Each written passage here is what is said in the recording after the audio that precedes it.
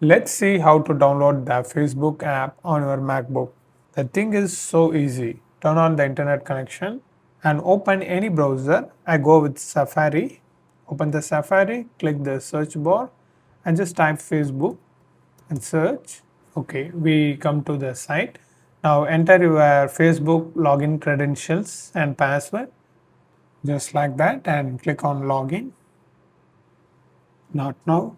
I turned on the two-step verification. That's why I need to verify that. I just click always confirm me.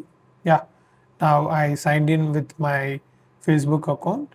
Now you need to click file at the very top and come to here, add to doc and just change the name if you wish. For me, I leave it for Facebook and click add.